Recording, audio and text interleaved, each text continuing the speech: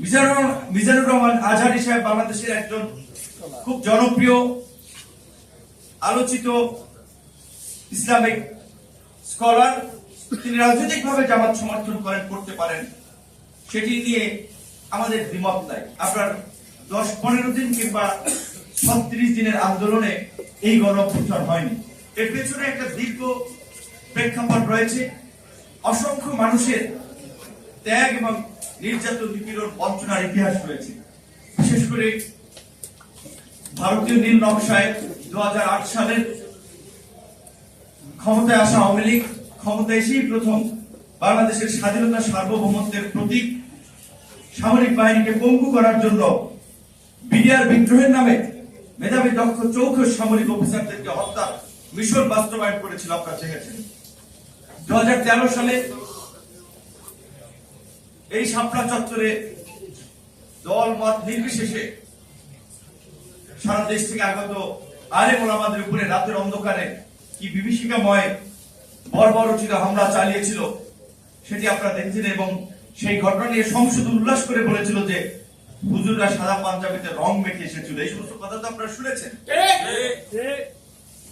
BNP এবং জামাতের নেতা কর্মীরা গত 1.5 দশক ধরে জামাতের লোকেরা এখন তো বড় বড় সমাবেশ করছেন, মিটিং করছেন, কিন্তু এই জুলাইয়ের আগে কিন্তু 20 জনে মিলে ঘরের মধ্যেও মিটিং করতে পারে না। মিটিং করতে গেলেই নাশকতার গোপন পরিকল্পনা করতেছিল কিংবা দেশ বিরোধী দেশদ্রোহী কাজ করতেছিল, বিশৃঙ্খলা করতেছিল, এলাকা অস্থিতিশীল করতেছিল। এই অভিযোগে কিন্তু তাদেরকে আটক করা হতো। এমনকি মা, মেয়ে, ছেলে, ছোট বাচ্চা সহ আটক করা হতো। এই ঘটনাগুলো অনেক আপনারা দেখেছেন। মিজানুর রহমান আজহারী সাহেব বাংলাদেশের একজন খুব জনপ্রিয় আলোচিত ইসলামিক স্কলার। তিনি রাজনৈতিকভাবে জামাত সমর্থন করতে পারেন, সেটি নিয়ে আমাদের দ্বিমত নাই। এই মিজানুর রহমান আজহারী সাহেবকে যখন দেশ থেকে গোয়েন্দা সংস্থা যেতে বাধ্য করেছিল, তখন কিন্তু আমরাই প্রতিবাদ করেছিলাম যে একজন উদীয়মান তরুণ আলেম, যিনি ধর্মীয় দৃষ্টিকোণ থেকে আলাপ আলোচনা করে মানুষকে হেদায়েতের পথে ডাকেন, মানুষকে সঠিক পথে আহ্বান করেন, তার রাজনৈতিক যদি মতাদর্শ থেকেও থাকে, সরকারের অধিকার নাই তাকে দেশ থেকে বিতাড়িত করাবে। আমরা কিন্তু কথা বলেছিলাম।